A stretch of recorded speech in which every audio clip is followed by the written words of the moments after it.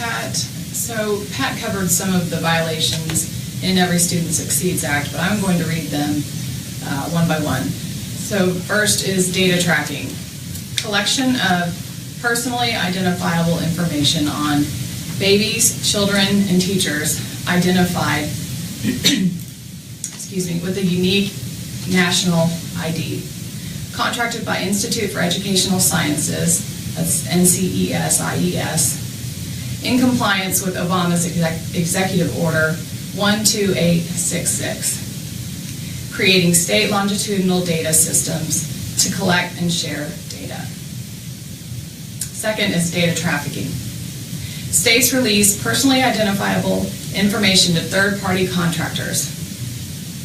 State departments of education are able to enter into written agreements with businesses, foundations, higher education, and other departments releasing personally identifiable information. Because of the loopholes in FERPA, which is the Family Education Rights and Privacy Act, that redefines school officials. Personally identifiable information, womb to workforce data, is given freely to third-party contractors, the written agreements contracted by each state department of education. Treatment, interventions, psychological abuse.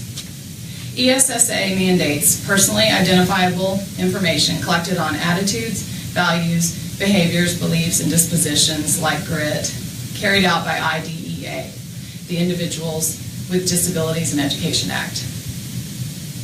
All students birth through college age are identified under Title I for behavior change through Child Find. The NCESIES, which is the Institute for Educational Sciences, monitors and evaluates compliance with experimental research using a unique national ID.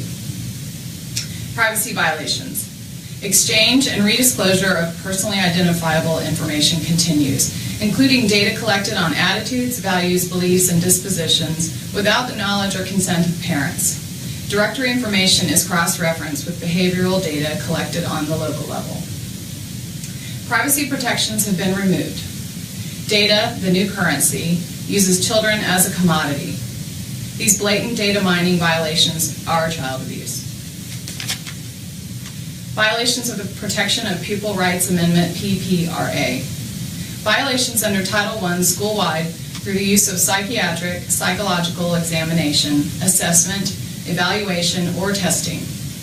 Psychiatric or psychological treatment and interventions deceptively used in the classroom without the knowledge, disclosure, or written permission of parents, while at the same time ESSA forbids mental health screening without consent. Civil rights violations. Interventions, treatment, and re-education of attitudes, values, dispositions, and beliefs of children are profound violations of First Amendment protections of our God-given right to right of conscience and the Fourth Amendment protection of our God-given right to be secure in their persons. Public Law 103-33, General Education Provisions Act, Section 438.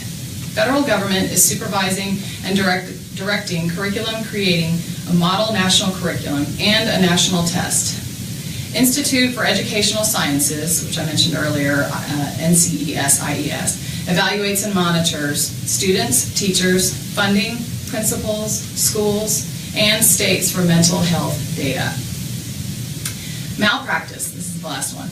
Malpractice and maltreatment of children and babies by teachers and preschool caregivers. Teachers and preschool caregivers exceeding their professional certifications are required to screen, evaluate, and perform anecdotal behavioral assessments, conditioning, and implement psychological remediation of the child's attitudes, values, beliefs, and dispositions to comply with global initiatives under ESSA, defined by the Department of Labor SCANS report, creating a process of supply chain management to humans. These violations have allowed for child abuse in the classroom. Thank you.